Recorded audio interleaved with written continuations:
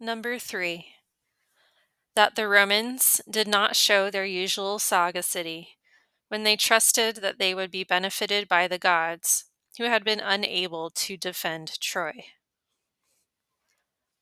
And these be the gods, to whose protecting care the Romans were delighted to entrust their city. Oh, too piteous mistake! And they are enraged at us when we speak thus about their gods, though, so far from being enraged at their own writers, they part with money to learn what they say.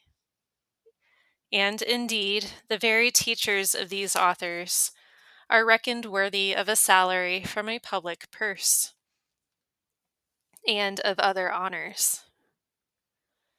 There is Virgil, who is read by boys, in order that this great poet, this most famous and approved of all poets, may impregnate their virgin minds, and may not readily be forgotten by them, according to that saying of Horace, "The fresh cask long keeps its first tang."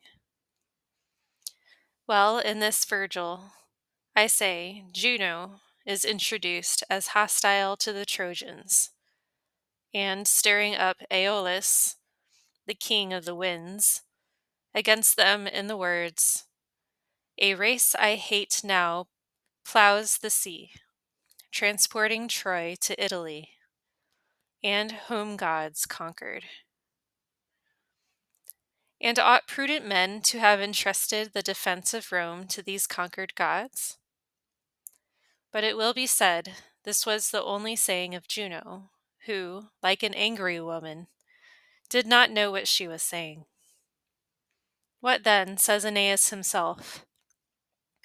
Aeneas, who is so often designated pious. Does he not say, "Lo, Panthus, scaped from death by flight, priest of Apollo on the height, his conquered gods with trembling hands he bears, and shelter swift demands"? Is it not clear that the gods, whom he does not scruple to call conquered, were rather entrusted to Aeneas than he to them, when it is said to him, "The gods of her domestic shrines your country to your care consigns"? If then Virgil says that the gods were such as these, and were conquered, and that when conquered they could not escape except under the protection of a man, what madness is it to suppose that Rome had been wisely entrusted to these guardians, and could not have been taken unless it had lost them? Indeed, to worship conquered gods as protectors and champions, what is this but to worship not good divinities, but evil omens? Would it not be wiser to believe, not that Rome would never have fallen into so great a calamity had not they first perished, but rather that they would have perished long since had not Rome preserved them as long as she could? For who does not see, when he thinks of it, what a foolish assumption it is that they could not be vanquished under vanquished defenders, and that they only perished because they had lost their guardian gods, when, indeed, the only cause of their perishing was that they chose for their protectors gods condemned to perish? The poets, therefore, when they composed and sang these things about the conquered gods, had no intention to invent falsehoods, but uttered, as honest men, what the truth extorted from them. This, however, will be carefully and copiously discussed in another and more fitting place. Meanwhile, I will briefly, and to the best of my ability, explain what I meant to say about these ungrateful men who blasphemously impute to Christ the calamities which they deservedly suffer in consequence of their own wicked ways. while that which is for Christ's sake spared them in spite of their wickedness, they do not even take the trouble to notice. And in their mad and blasphemous insolence, they use against his name to those very lips wherewith they falsely claimed that same name that their lives might be spared. In the places consecrated to Christ, where for his sake no enemy would injure them, they restrained their tongues that they might be safe and protected. But no sooner do they emerge from these sanctuaries than they embridle these tongues to hurl against him curses full of hate. Number 4. Of the asylum of Juno in Troy, which saved no one from the Greeks, and of the churches of the apostles, which protected from the barbarians all who fled to them.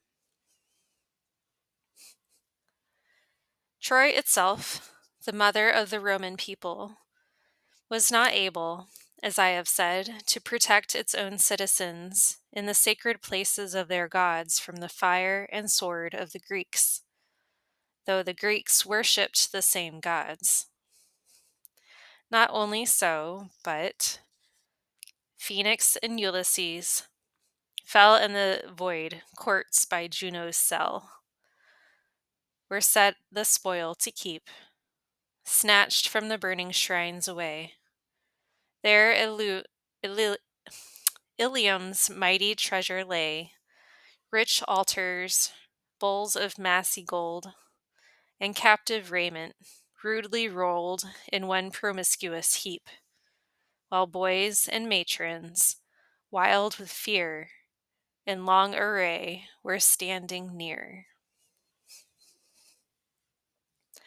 In other words, the place consecrated to so great a goddess was chosen, not that from it none be led out a captive, but that in it all the captives might be immured.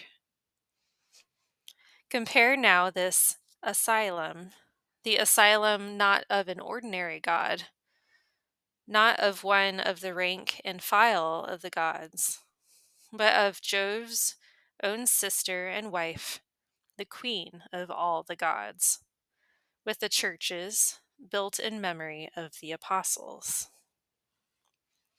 Into it were collected the spoils rescued from the blazing temples and snatched from the gods, not that they might be restored to the vanquished, but divided among the victors. While into these was carried back, with the most religious observance and respect, everything which belonged to them, even though found elsewhere.